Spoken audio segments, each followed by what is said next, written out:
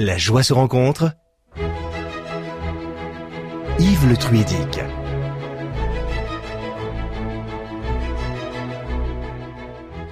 Eh bien voilà, La Joie se rencontre, une émission de RCF Sud-Bretagne. Et nous sommes heureux aujourd'hui à nouveau de nous retrouver avec Jean Lavoué, poète. Bonjour Jean. Bonjour Yves. Voilà, alors nous sommes de retour à Hennebont, sur la ville haute ou la vieille ville. On l'a évoqué au début de nos rencontres. Merci à nouveau de nous accueillir, Jean, dans votre maison. Et puis nous continuons avec vous à accueillir aussi René Guicadou. Et donc nous allons illustrer, alors en radio c'est un peu difficile à faire, le son prend toute son importance, nous allons illustrer un peu notre propos à l'écoute d'un DVD réalisé par Jacques Bertin sur donc René Guicadou. Alors il n'y a pas forcément d'image puisqu'on est en radio, mais encore une fois, le plus important c'est d'écouter. Alors, ce choix que vous avez fait, vous pouvez nous en dire deux mots avant que nous écoutions l'extrait? C'est le tout début de ce beau documentaire réalisé par Jacques Bertin. Et je me suis arrêté sur ce passage-là parce qu'on y entend la voix d'Hélène Cadou, qu'on a évoquée précédemment, qui a consacré sa vie vraiment à faire vivre l'œuvre de son mari, à écrire aussi sa propre œuvre poétique, et qui a revécu d'ailleurs dans la petite école après sa carrière de bibliothécaire à Orléans. Elle a eu la chance de pouvoir revenir habiter dans cette école grâce à des amis de Châteaubriand, de Nantes.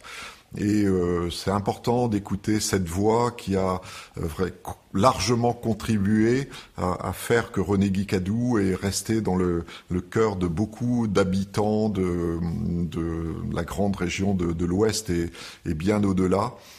Voilà, c'est vraiment sa vocation est restée son amour pour René Guicadou, et on l'entend dans ce passage où elle évoque la vie de ce poète.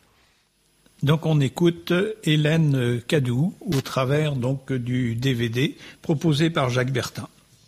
Le 17 juin 1943, j'ai pris le train pour Clisson, et la première fois où j'ai aperçu René, où je l'ai vu, vraiment j'ai fait plus que l'apercevoir, je l'ai vu, c'est sur le quai de la gare de Clisson, et tout de suite c'est ce côté extrêmement rayonnant, lumineux qui m'a été évident. Je t'attendais, ainsi qu'on attend les navires dans les années de sécheresse. À 22 ans, Cadou est un poète déjà publié. Hélène Laurent est une jeune Nantaise qui, avec un groupe d'étudiants, court à Clisson pour le rencontrer. Le coup de foudre est immédiat. Ils se marieront en 1946. Il est né à Sainte-Reine de Bretagne, en Brière, en février 1920. Et il a dit... C'est tout à fait extraordinaire d'être né un jour de carnaval au fond de la Brière où rien n'est travesti, où tout se règle à l'amiable entre deux coups de fusil. Moineau de l'an 1920, la route en hiver était belle, et vivre, je le désirais. Il a passé son enfance à Sainte-Reine jusqu'à l'âge de 7 ans. Et c'est resté pour lui un temps béni. Il était très très heureux avec ses parents. Ses parents sont les instituteurs laïcs de la commune. C'était un côté très religion de campagne, mais avec des parents laïcs. Donc les processions de la fête Dieu, les fleurs dans la chapelle, les petites madones dans tout le pays. C'était une enfance un peu d'image sulpicienne, mais je crois que tout cela, ça a été une sorte de départ bien heureux en poésie. Encore un soir où je m'en vais sur le grand livre des marais, tracer les mots de mon enfance. D'un geste fondre les saisons, au bercement des horizons et des hoquets de la souffrance. Il découvrait aussi dans le même temps des paysages qui le marqueraient beaucoup.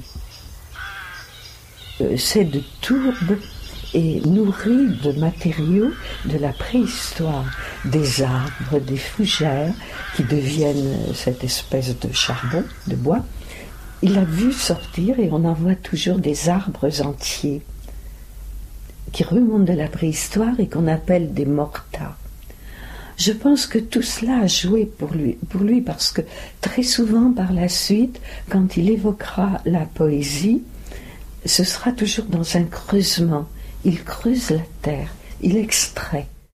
Voilà, nous venons d'écouter ce que nous disait Jacques Bertin à propos d'Hélène, et même on a écouté Hélène elle-même. Est-ce que vous avez eu l'occasion de la rencontrer vous-même, Jean Lavoué ? Oui, c'est arrivé 2 fois, je crois, dont une fois à Louis Fer, justement, quand elle était dans cette petite école qui a été vraiment préservée après toutes les années d'absence, avant qu'elle revienne. En fait, l'appartement n'a pas dû être réoccupé.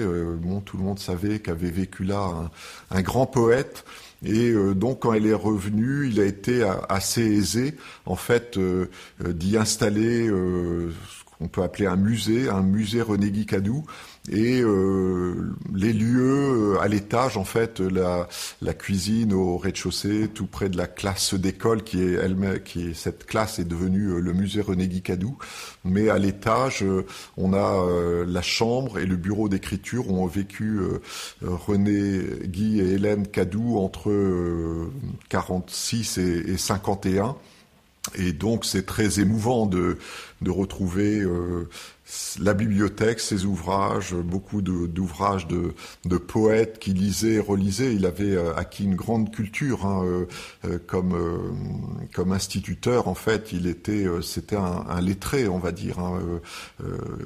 Les œuvres de Blaise Cendrars, ce sont là, de Jules Supervielle, de Pierre Reverdy, enfin tous ces grands poètes. C'était très orienté vers la poésie, quelques romanciers, mais avant tout des poètes. Et cette chambre, on retrouve les meubles, le bureau d'écriture, une main qui a été de bronze, qui a été sculptée par le sculpteur Jean Fréhour, qui était l'un de leurs amis, qui habitait à l'époque un pays voisin, Issé, et qui venait très régulièrement à pied. Il y avait une dizaine de kilomètres le jeudi, parce que je crois que c'était la période de repos pour les instituteurs à l'époque, et qui venait très très régulièrement à pied les voir. Et donc on a cette main et ce bureau qui donne sur la campagne, la forêt au loin, cette fenêtre d'écriture, on va dire, qui est une très belle figure aussi que j'ai souligné dans mon livre de René Guicadou, un des auteurs, Jean-Louis Cloët, que j'ai lu. On a fait un maître du vitrail, quoi, la plus belle œuvre vitrail de la poésie du XXe siècle, dit-il. Et c'est vrai que cette fenêtre qui perce le mur de l'absence et du deuil, parce que René Guicadou, encore une fois, a tout perdu à cette époque-là, sauf l'amour d'Hélène qu'il a rencontré. Il a perdu son frère, sa maman à 12 ans, son papa à 20 ans, sa maison qui a été bombardée à Nantes, et toutes ses affaires personnelles ont disparu. Il s'est retrouvé avec sa petite valise chez les parents d'Hélène. Il n'avait plus rien, mais il avait cet amour qui a transfiguré sa vie, quoi. RCF Sud-Bretagne, la joie se rencontre.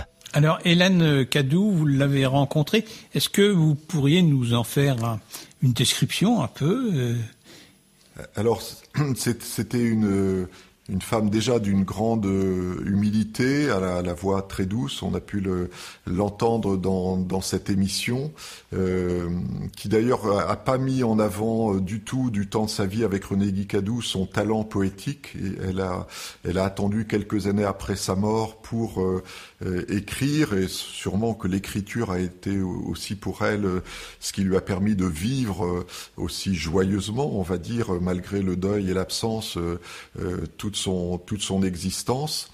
c'est une femme qui était à la fois entièrement dédiée à son mari et à sa poésie, et qui était complètement tournée vers les autres, qui a passé énormément de temps dans les écoles de la région. C'était un peu aussi une des vocations de cette demeure René Guicadou.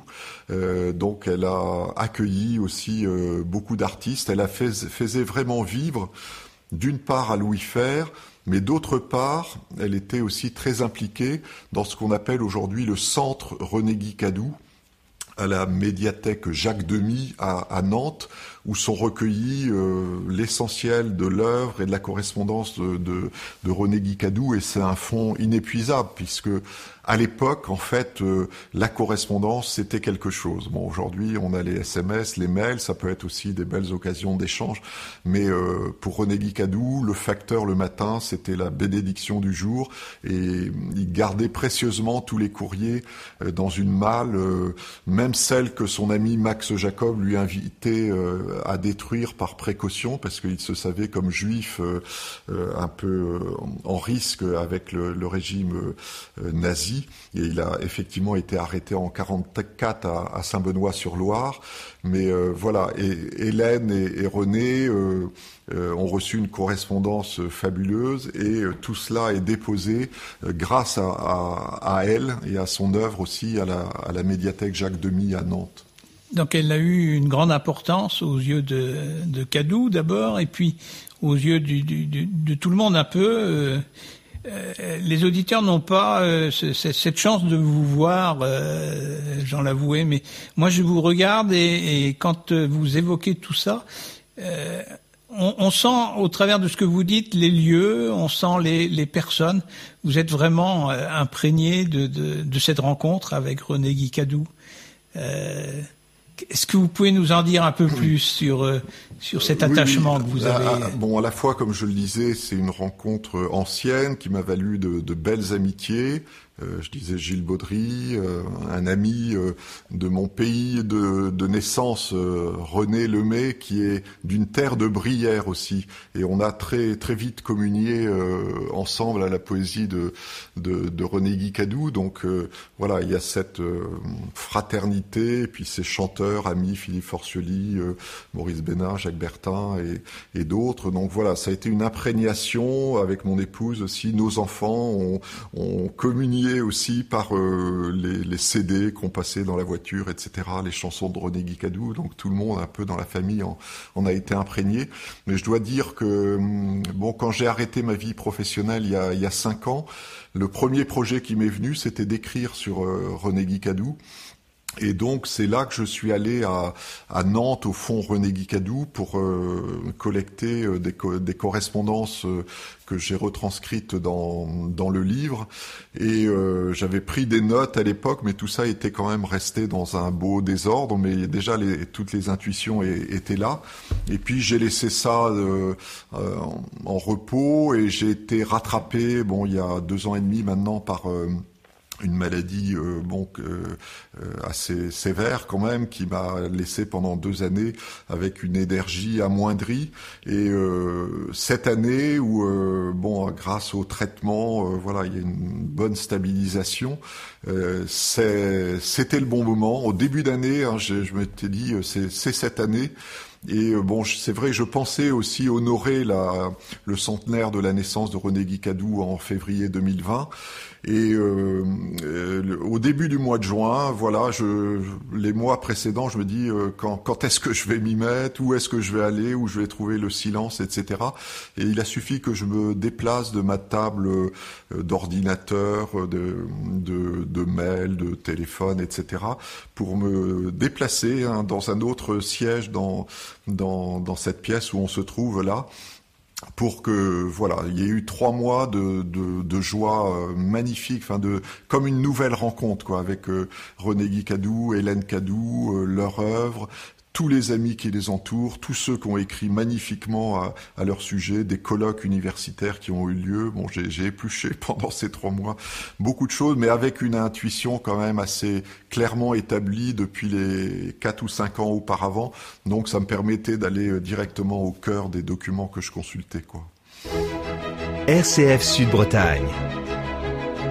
La joie se rencontre. Donc, Jean Lavoué, on vient d'évoquer Hélène Cadou, on a évoqué tous ces lieux où ont vécu René Guy, son épouse, ces lieux que vous connaissez bien, vous êtes allé sur place, vous avez pu voir et ressentir encore plus au fond de vous-même ce que représentait pour vous René Guy Cadou. On a évoqué votre ouvrage et on l'évoque à plusieurs reprises au cours de cette émission.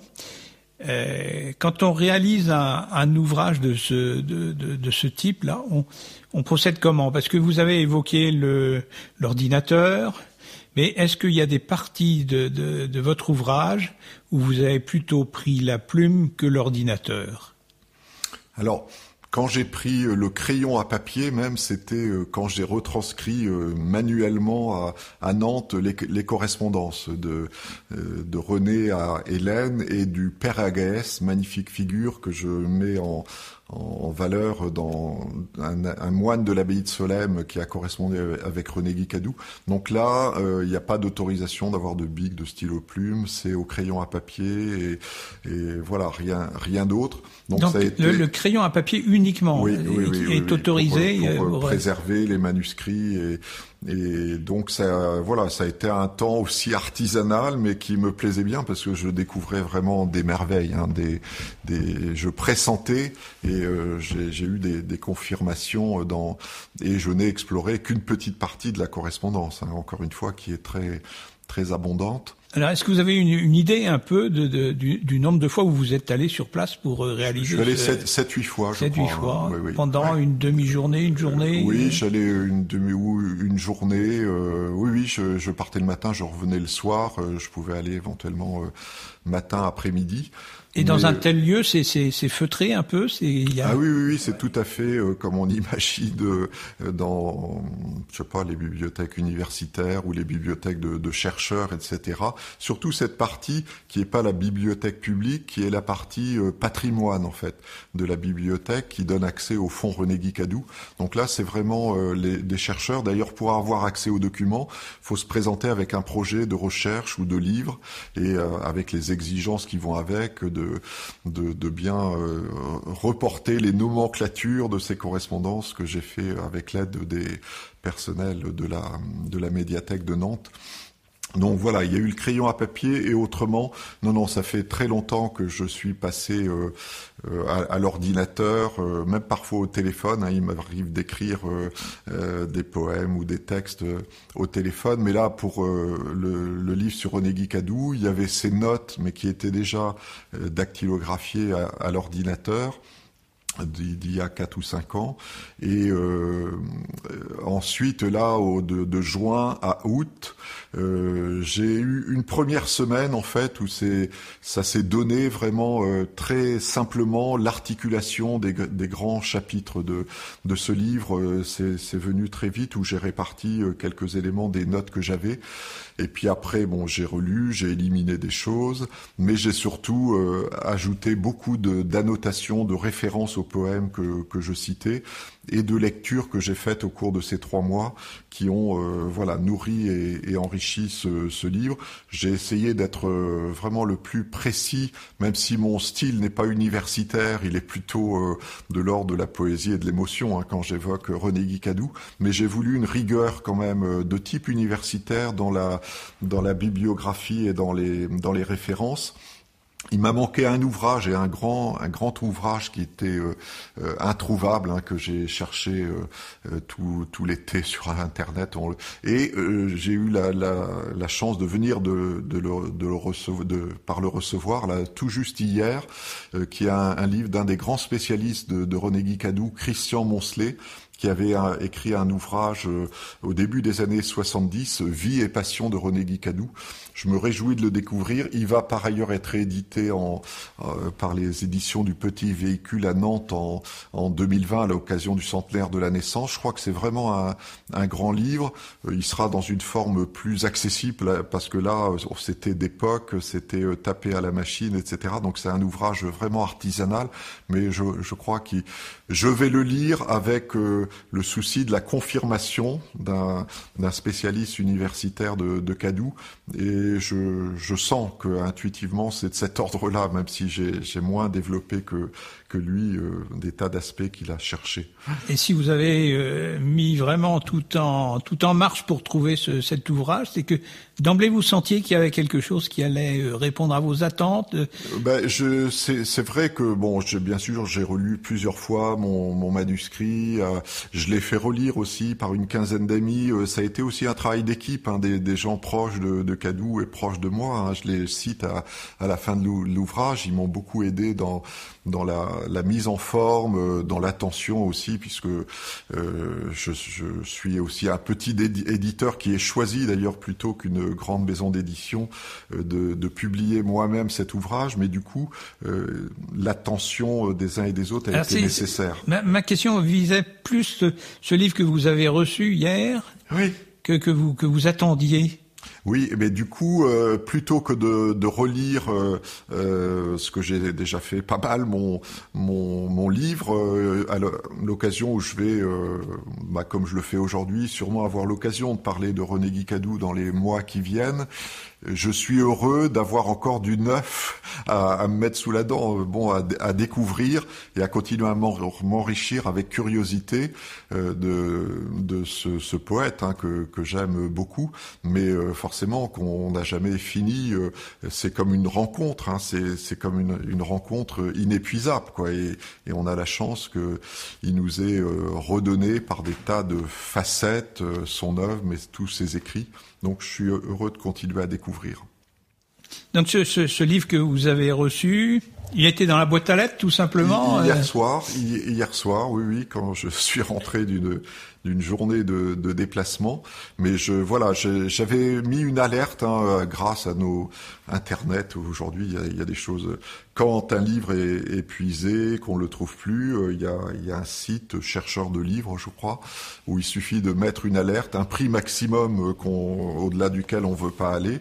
Et si une offre arrive dans n'importe quel libraire d'occasion, là il se trouve que c'est un libraire de Guérande et que le livre est marqué du nom de Jean Fréhour, que j'ai évoqué tout à l'heure, qui est ce sculpteur qui est ami des Cadou et qui a sculpté la main de René Guicadou. C'est pas la première fois au cours de l'écriture de ce livre que j'ai des signes. Cadou appelait ça des confirmations, quoi. Lui, il était entièrement accueillant et en gratitude par rapport aux confirmations que la vie nous donne. On peut appeler ça des signes aussi dans une dimension de spiritualité chrétienne. Moi je suis heureux de cette rencontre vivante qui nous donne plein de signes, quoi. Donc c'est une joie de voir que là votre recherche aboutissait à quelque chose qui allait compléter ce que vous avez déjà fait. Eh bien voilà, nous sommes au bout du chemin de cette troisième séquence de l'émission La Joyeuse Rencontre. C'est vraiment passionnant de vous écouter, de vous entendre, et je me dis heureusement qu'il y aura une quatrième séquence la semaine prochaine. Merci Jean Lavoué.